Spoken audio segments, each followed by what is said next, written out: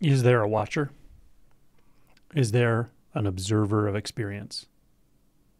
The way to approach this is to look into your experience right now and investigate directly. Many people do perceive that there is some kind of watcher, or that they're standing back from their experience or standing back from their thoughts, observing one thought after another thought, or observing the flow of phenomenon in their environment. But is that really happening? And does it matter?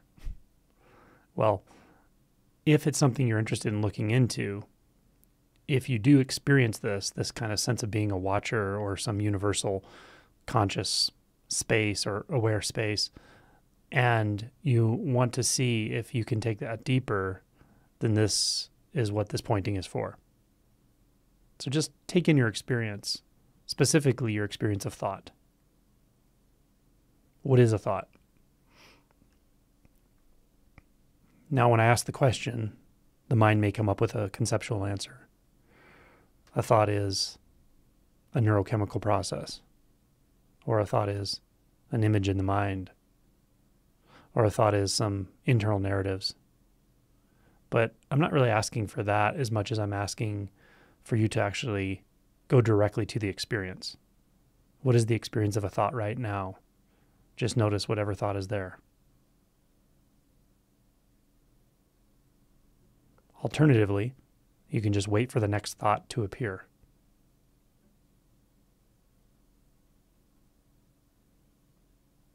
If you want, pause the video and do this for some time to get a sense of what I'm pointing to.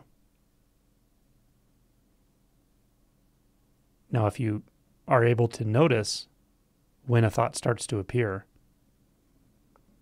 I'll ask you a few questions. One is, where is that thought appearing? Where does it feel like it's appearing? Does it feel like it's appearing in the front, in the back, in the middle, in the center of your experience, to the side, above, below?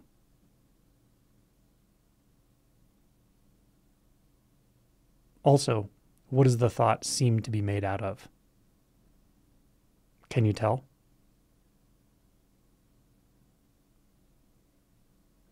What happens when you look closer at a thought? Zoom in, touch it. Or is that even possible? Where are you zooming in from? Where are you noticing the thought from?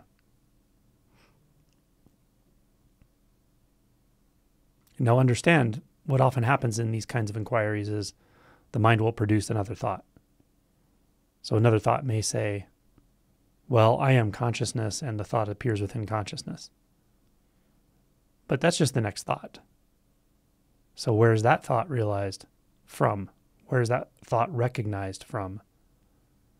Where is that thought observed from? Now, if you really look at this, you may notice that a mental image may appear. If your mind makes mental images, and not everyone's does. But you may have a mental image of the head, or the brain, or the space behind the head, maybe. You may have some sort of mental image that appears when you ask, where is this thought being experienced from? Now, I'll ask you the same question. If this image appears, where is this image being experienced from? Is it somewhere else, other than the point of observation? Is there a point of observation? Or is the experience of knowing the thought and the experience of the thought itself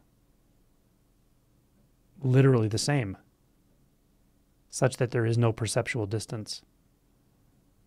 There's just thinker-thought, one pure experience, which ultimately doesn't even have a center, because there's nothing to compare it to. So then it's a totality. It's the whole of experience at this point as it appears. It's not appearing to someone or to some location or to some space.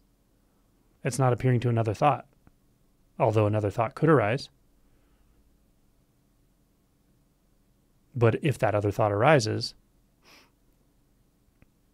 it's the same. The thinker and the thought are one. The only way that this becomes an illusion, becomes an apparent watcher state, or an apparent dualistic thinking experience, is when there's an ongoing formation of thought after thought after thought without one noticing it. That's the key. That's why I'm slowing your perception down. You're slowing your noticing down to be very precise and specific about your experience right now. To see that there is no such thing as perceptual distance.